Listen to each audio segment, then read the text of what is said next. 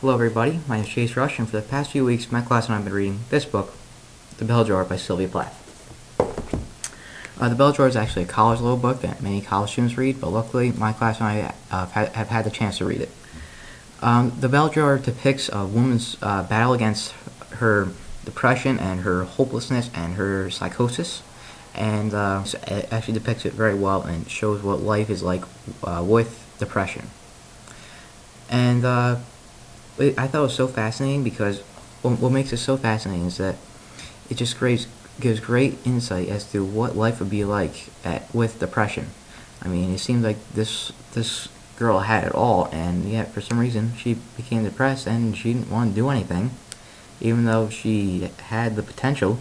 She just didn't want to do anything anymore because she felt so depressed. And I thought it gave a great insight as to what life would be like what my life would be like if I had depression. Well, depression as bad as she did. So the protagonist in the novel is Esther Greenwood.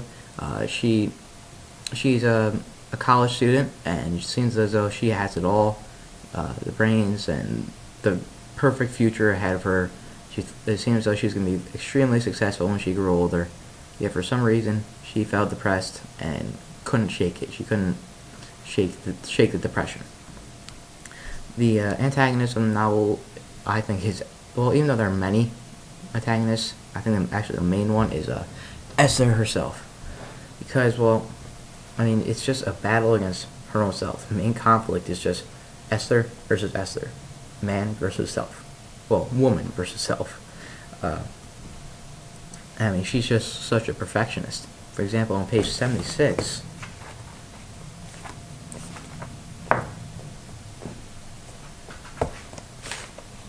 here we go. On 76, it says, my list grew longer. I was a terrible dancer. I couldn't carry a tune. I had no sense of balance, and when we had to walk down a narrow board with our hands out and a book on our heads in gym class, I always fell over. I couldn't ride a horse or ski, the two things I wanted to do most because they cost so much money. I couldn't speak German or read Hebrew or write Chinese. I didn't even know where most of the old out-of-the-way countries the UN men in front of me represented fit on the map. For the first time in my life, sitting there in the soundproof heart of the UN building between Constantine, who could play tennis as well as simultaneously interpret, and the Russian girl who knew so many idioms, I felt dreadfully inadequate. And she thought that she was inadequate, not as quote unquote good, really, as everyone else, because she didn't know all these other things that all these other people knew. Even though she's just very intelligent overall, and was an excellent writer, she thought that she was just completely inadequate again because she wasn't perfect. She had a flaw, and she didn't realize that it's hard for her to realize that no one's perfect. Everyone has some kind of flaw. The novel is organized through chronological order, and actually uses flashbacks. The chronological order is used to show the development of her depression, as the year continues, the years continue, and the flashbacks are used to go back in time and revisit a memory that could have really sparked her depression, made it worse. For example, she said that the last time she was happy was when she was 9 years old, when her father died, and that's a long time to not be happy, from 9 years old to a college student. I think she was actually 20 years old, and she wasn't happy, so that's a long time to not be happy. Weaknesses in the novel, I think actually the flashbacks sometimes were a weakness because sometimes the author would start the chapter with a flashback, then go back into the present time, and then go back to a flashback. Sometimes it was just very hard for me to really understand what time period the novel was taking place. And I'm sure some of my other classmates had the same problem. However, strengths, figurative language, and vocabulary. The vocabulary literally blew me away. I thought it was just great vocabulary. Mine actually grew substantially from reading this book. And then the figurative language usage I thought was wonderful as well. It actually taught me how to include figurative language more in my stories, and really had to become a better writer by using it. And not only does the author use flashbacks and figurative language, the author also uses symbolism.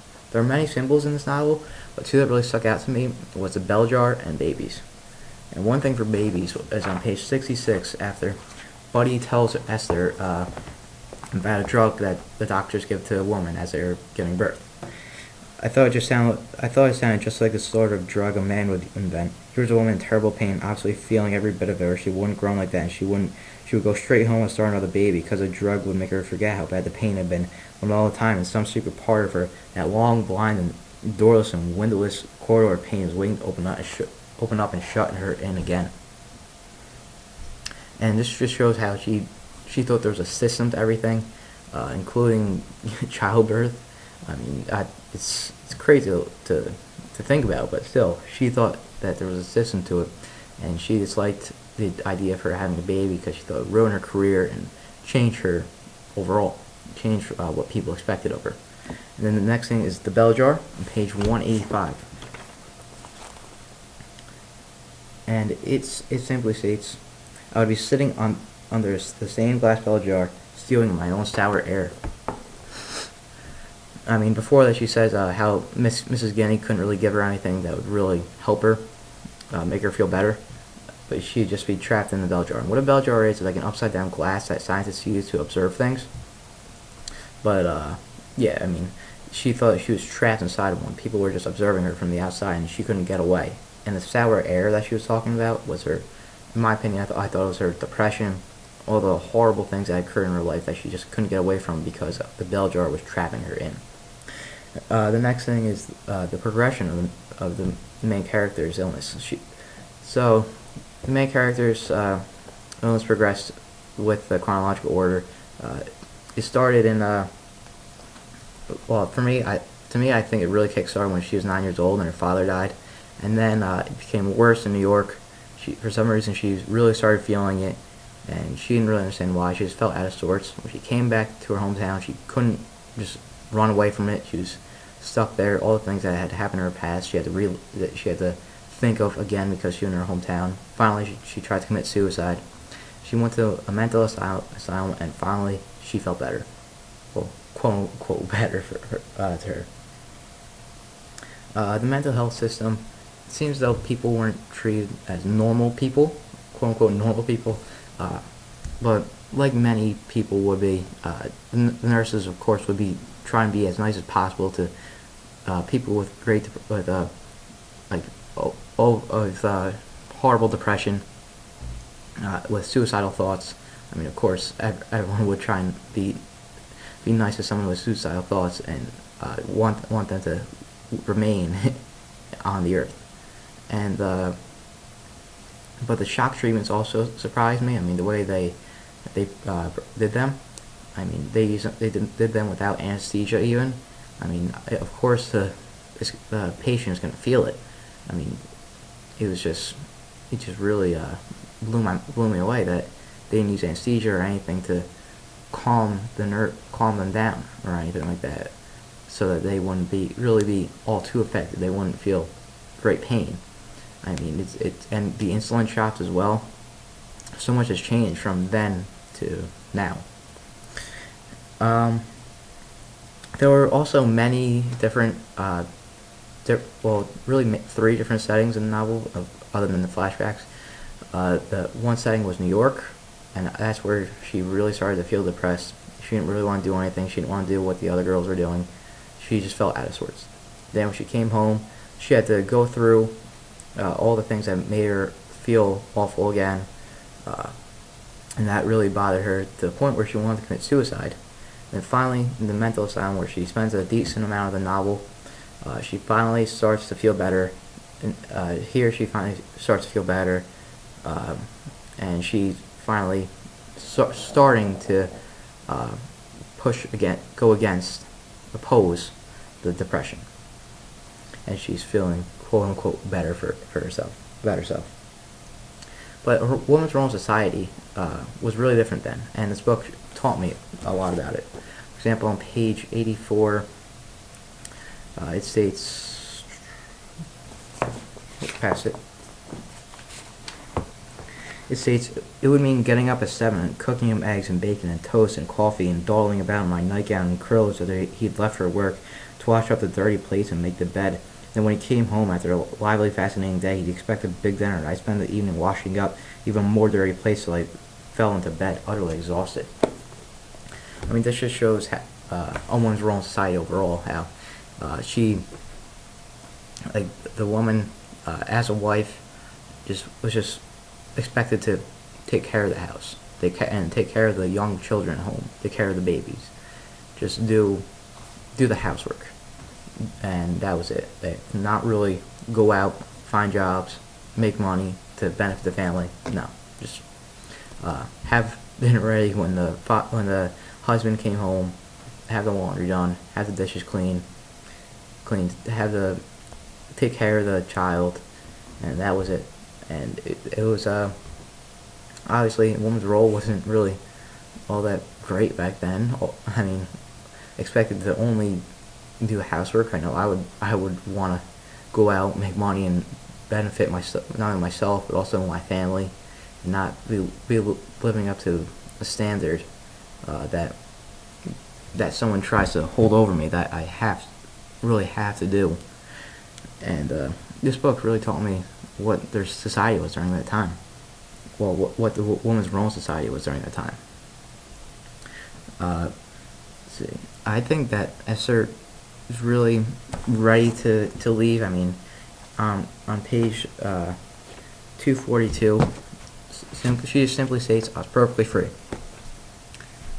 She went to a new paragraph and she wrote, "I was perfectly free." This shows how she felt perfectly free from the bell jar. She thought the bell jar was no longer hanging over her, surrounding her. She was no longer stealing her own sour air. She just felt better. She felt more optimistic and felt as though she had changed, and that her depression was finally beaten, let's say, for the loss of a better word. I mean, but yeah, she just felt optimistic, like she was ready to go out and go back to college, start her focus more on literature again, complete all of her studies, finish that novel that she had written in the summer. She was just ready to go back out. She thought that she had finally overcome her depression. And then overall, I thought the novel was an excellent novel. Actually, one of my favorites, I must say. It helped my vocabulary grow substantially, like I said, and taught me how to become a better writer, like I said. And I thought it really showed, I think it really depicted what life would be like with depression very well. I mean, I didn't really know what life would be like with depression. All I really thought was that you were sad and you didn't really want to do anything. But really, that was basically it. I had no clue truly what depression truly was, and how it felt trying to be cured from it. And this book really taught me what depression would be like, what my life would even be like if I was Esther with depression. And like I said, I thought it was an excellent novel, one of my favorites, and I think that that students should definitely read this novel. And yeah, that's that. That was my final analysis. Thank you, and thank you.